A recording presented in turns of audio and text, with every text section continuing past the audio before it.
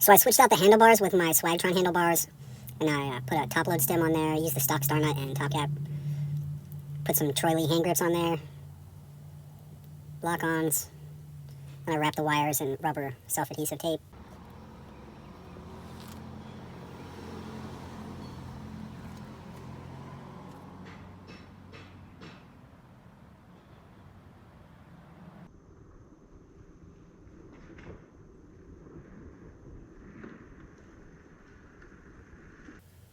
Look, don't judge, alright? This is the first time I've been on a trail in a year, okay?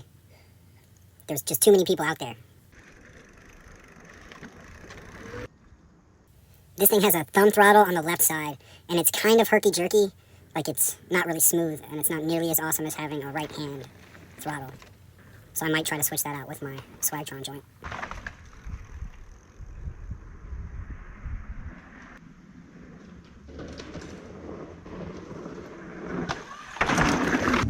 You'll notice that there's a lot of noise coming out of this thing, and I'm pretty sure that's because I didn't insulate the controller.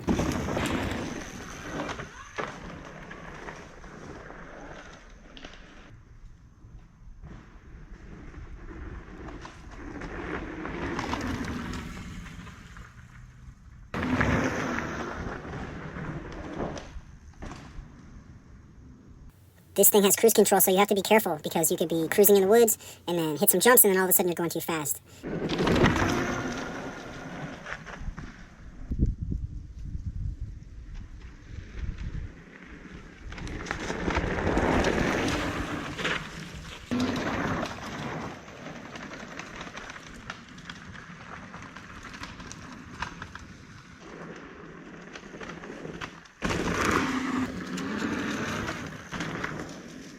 Comparing these jumps to the Swagtron video jumps isn't really fair because they made these jumps a lot steeper.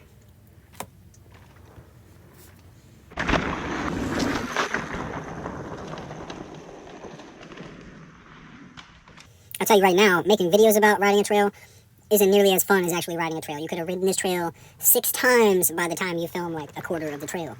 So you'll have to forgive me, but the rest of this trail is pretty flat, so I'm just going to go with the POV right now.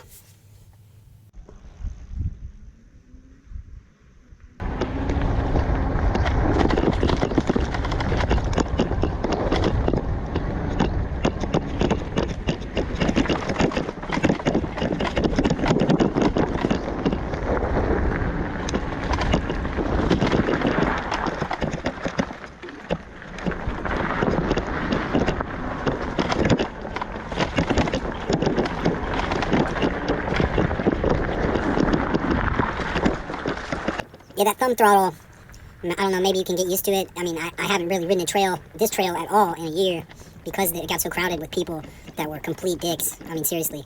Like, they would be charging, like, 20 deep down a shared path with, like, pedestrians and wonder why they get called an asshole. And then want to start some shit on a trail in the middle of the woods because they got called an asshole for being an asshole. Like, what? Who? I said something to the guy that was trying to fucking run me down. I don't know, man. What are you talking about? It's all on video. Yeah, your fucking mother. Yeah. You're fucking 10 on 1, bitch. What the fuck? Yeah, your mother's a fucking dumbass. what an asshole. Have I mentioned that the chain ring on this thing is way too big for trail riding? Like, it drops the chain every single chance it gets.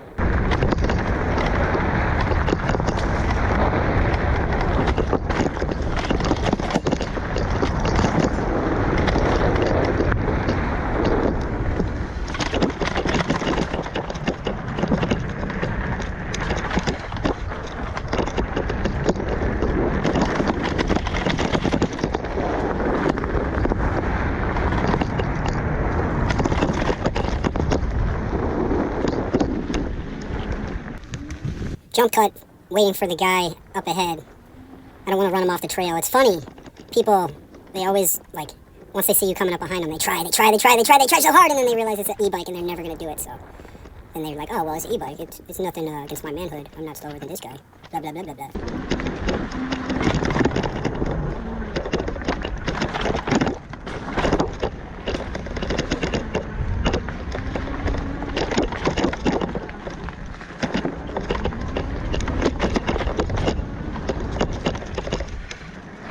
And there's the end of the trail, folks.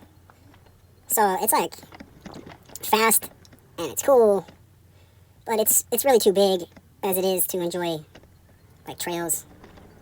You know, all the bells and whistles, they make it an ideal commuter bike. You know, the big chain ring makes you be able to pedal at 35 miles per hour, no joke. But on a trail, it's just you dropping the chain left and right. You're gonna bend that thing. You try to jump over some stumps.